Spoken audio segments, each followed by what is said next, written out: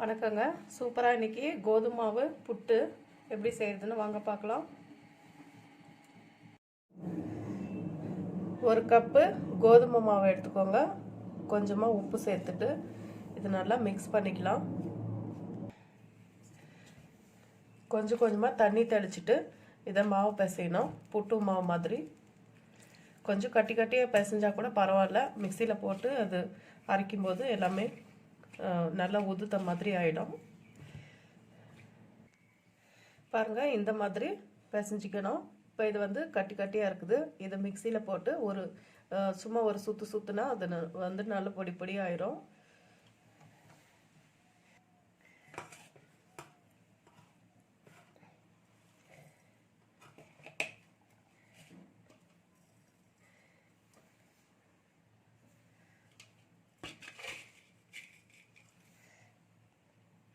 பாருங்கள், இந்த மாதிரி உதிரியாக இருக்கும்.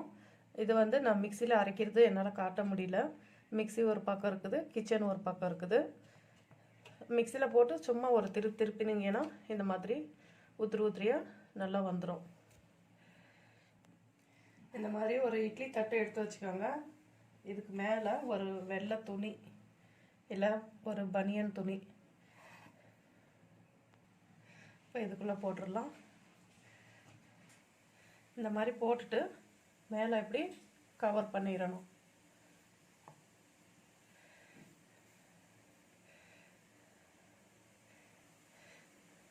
அப்படியே ஒரே வாட்டி நம்ம வேக வச்சு எடுத்துக்கலாம். இது ரெடி பண்ணுறதுக்குள்ளே இட்லி பாத்திரத்தில் தண்ணி ஊற்றி நல்லா கொதிக்க சூடாக்கணும். பாருங்கள், இதுக்குள்ளே வச்சாச்சு. இட்லி பாத்திரத்தில் தண்ணி ஊற்றி வச்சுருக்கிறேன். நல்லா கொதிச்சதுக்கப்புறம் எடுத்து வைக்கணும். இப்போ இதை மூடி போட்டு கரெக்டாக 15லேருந்து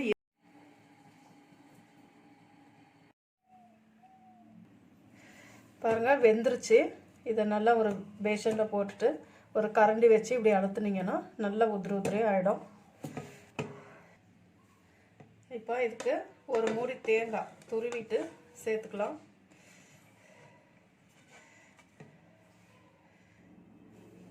ஒரு 50 கிராமுக்கு சர்க்கரை, உங்களுக்கு ஸ்வீட்டு எவ்வளோ தேவையோ அந்த அளவுக்கு நீங்கள் சேர்த்துக்கலாம். சேர்த்துட்டு இது நல்லா கலந்துடலாம்.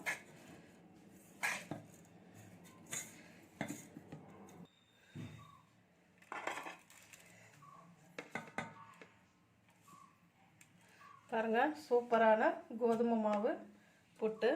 நீங்களும் இதை செஞ்சு பாருங்கள். ரொம்ப டேஸ்ட்டாக இருக்கும். ஆரோக்கியமான கோதுமை மாவு புட்டு.